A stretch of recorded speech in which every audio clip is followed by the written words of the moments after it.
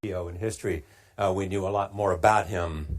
So I want to talk about his personal story. I want to talk about how many times he tried and failed and what kept him going. I want to talk about where he is today and how he got here and where he is going and how he expects to get there.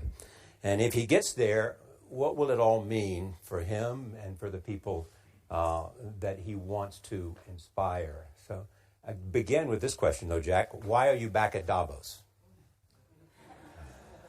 It's a long break for 7 years. I think my last trip here was year 2008. But I was coming for year 2001 for the Young Global Leader for Tomorrow. And remember, I never heard about the Davos when I came. But when I came, in the Switzerland, so many young people demonstrate. It was such a horrible scene that and I asked them, why did they do it? They say, anti-globalization. And I said, why? Globalization is a great thing. Why people don't like it? And then we come all the way for 2 hours here. There's a machine gun. There's people checking us. I say, oh, God, is that a fallen or is it a prison we're going to go? Is that? But when I joined the forum at the Young Global Leader, I was thrilled by so many ideas. For the first 3-4 years, I learned what does the globalization mean? What does the corporate citizenship mean? What about social responsibility mean? All these new ideas, and I see so many great leaders talking about leadership. And I benefit a lot. And the year 2008 and 9, when the financial crisis came, I think it's better go back to work. Because we can never win the world by talking. So go back, spend 7 years. Now I come back, I think it's time to do something return. Because I learned so much. Let's talk 12 years ago. So why I should not talking to the young global leader of today, sharing with them how we've gone through. Okay. So that was the thing. Let's start with where you are today. Just how big is Alibaba? How many people come every day? How many people come in a week? How fast is it growing? Yeah, we have over 100 million buyers visiting our site, shopping our site every day. And we created 100 million every day. We created 14 million jobs for China, directly and indirectly. And we grow from 18 people to 30,000 people, 18 people in my apartment, to now we have 4 big campus. Compared to 15 years ago, we were big. But compared to 15 years later, we're still a baby. How big will you be 15 years from now? I think 15 years ago, I told my team that 15 years, in the past 15 years, we grow from nothing to this size. And 15 years later, I want people to know about Alibaba, know Taobao, because it's already everywhere. I want 15 years ago when we talk about what is e-commerce, why small business can using this e-commerce, this internet, can do business across the nation. And I hope 15 years later, people forget about e-commerce because they think it's like electricity. Nobody thinks it's a high tech today. Now, this is something that I don't want 15 years later. We still walk on the street talking about why and how e-commerce can help people. Talk about the IPO. Did it exceed your expectations? Well, it's a pretty small IPO, 250.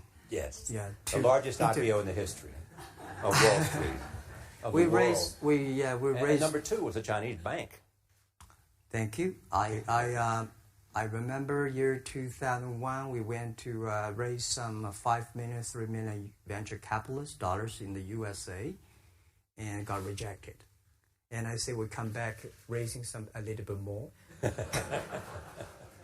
But I think what we think more about is for $25 billion, how we can spend the money efficiently Because this is not the money, this is the trust from the world, the trust from those people. They want you to do better jobs, to help more people. They want to have a good return. So I think gives me more pressure because when our market cap is bigger than IBM, or certain day we're bigger than Walmart. We're one of the top 10, 15 largest market cap company in the world. I told my team and myself, is that true? We're not that good. Because years ago, people say, Alibaba model is terrible. Does not make money, have this and that, all the big bad things, because Amazon is better, eBay is better, Google is better, and there's no such model like Alibaba in the USA. So I told myself and people, we were better than people thought. But today, when we are that big size, I said, no, we are not that good as people thought. We're just a company 15 years old. Average age is 27, 28 years old, young people. We're doing something that human beings have never tried. So I want to talk about the future. Let me take you back to when you were born in Hangzhou, where the headquarters still are. Yeah. And your campus is there. You don't have a loot, don't move your loot. Your headquarters there. Yeah, you found it there, loot there. You grew up in the 60s. 64. Born in 64. That was the time of the Cultural Revolution. Yeah, it was the end of the Cultural Revolution. It was, my grandfather was a tiny landlord, was considered, after liberation, was considered to be a bad guy. So I know how tough it was when I was a kid. You tried to get into 3 colleges. Mm-hmm. Each time they rejected you. No, I tried. There is examination that young people, if you want to go to university, you have to take the examinations. So I failed 3 times. Right. But I had a lot of fail. I failed for funny things that I failed a key primary school test for 2 times. And I failed 3 times for the middle schools. And you will never believe in Hangzhou, my city, there's only 1 middle school that lasts only 1 year. It was changed from primary school to middle school because our graduates of our school, no middle school accept us because we were too bad. Yeah. They would become a middle school. What effect did it have, though, being rejected? Well, I think we have to get used to it. We're not that good. Even today, we still have a lot of people reject us. I think when I graduate from universities, and before I, for 3 years I tried to fill in the universities. So I applied jobs for 30 times, got rejected. I went for a police. They said, no, you're not good. I went to even the KFC. When KFC came to China, come to my city, 24 people went for the job. 23 people were accepted. I was the only one guy. And we went for police. 5 people, 4 of them accepted. I was the only guy that I received it. So to me, being turned down, rejected. Oh, by the way, I told you that I applied for Harvard for 10 times, rejected. I know I'll be rejected. I just don't want to say that. Yeah, sorry now. 10 times you wrote them and said, I'd like to come to Harvard. Yeah. And then I told myself, someday I should go teach there, maybe. I think that can be arranged.